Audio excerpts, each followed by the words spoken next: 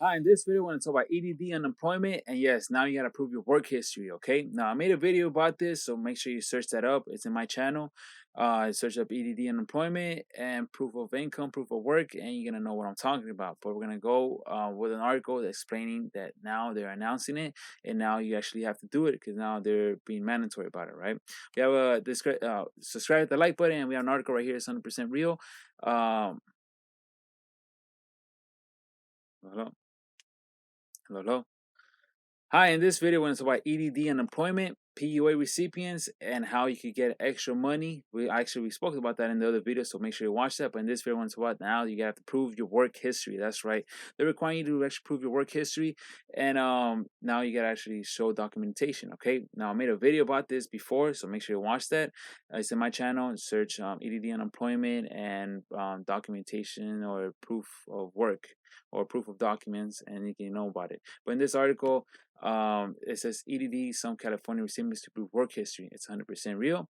Check it out from the internet, and we're going to talk about it. And yes, now you're going to have to prove your work history. Now, many people obviously didn't know this. Many people didn't have to do this. Many people just have to check a couple of boxes. And now you actually have to prove with documentation. Again, I made a video. Go ahead and watch that video. And you can know what documents are accepted. But in this article, it says about 1 million Californians who got unemployment payments in the pandemic related federal benefit program now have to prove they have prior work history and possibly pay back money according to Sacramento Bee, right? According to the article. Now, yes, if you receive more than you're supposed to pay it back. Now, if some people actually lied about their work history, about how much where they work, how much they make, and obviously, those people were penalized and they were fined and they were accused of fraud, right? But many people actually didn't actually include our information and still got more money than they supposed to without actually, let's say, being fraud, right? So now the EDD also added and noted to everybody that's actually having improved their work history that they will add a 30% penalty fee if they determine that you intentionally gave false information or withheld information to receive benefits. Now this is major. Why? Because if you actually lied somehow, some way, you're gonna get penalized 30%. Okay, which is bad, but I mean, but you just have to repay back, or you can explain to them, right? Hopefully. Now, again, you have to represent your work history. You have to submit your work history, and that's mainly to everybody who's applying right now. Mainly to everybody who's were underpaid and is supposed to get paid more. But it says according to the federal rules, newcomer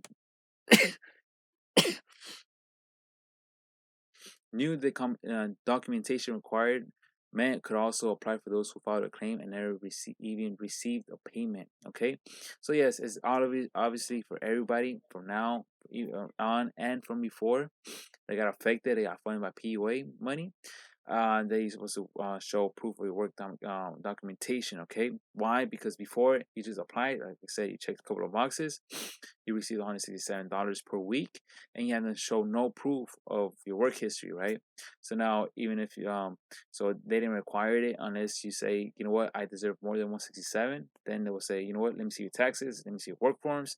That's what happened to me, and obviously that's what's gonna happen to you. You have to show proof of your work. Okay, so it's good that you know this information, so you have documents ready. So once you're even asked, you just present them, right? And in the next article I have here, income documentation, because when you're actually applying, you have 21 days from the email or paper notice to prove your 2019 or 2020 PUA claim, okay? PUA income, okay? So you have 21 days to show your actual amount so you can verify your income. And how you're going to do that? Obviously, you get a federal tax return, you get a state tax return, your W-2, check stubs, payroll history, bank receipts, business records, contracts, invoices, or any other documentation that you actually have, right? So make sure you present that on time so you can actually know and you can actually receive the money you're supposed to receive. And obviously, if not, you get a 30% penalized fee, right? You don't want to do that, but just prove your work history and you'll be okay. Okay. So if you guys want to talk to a representative, I have links down below in the description. You can call them. It only costs a couple of bucks, so you can actually get in touch with them in 15 minutes without even being on the phone the whole day. So make sure you use that and subscribe, hit the like button. If you have any questions, leave a comment. And to my next video, thanks.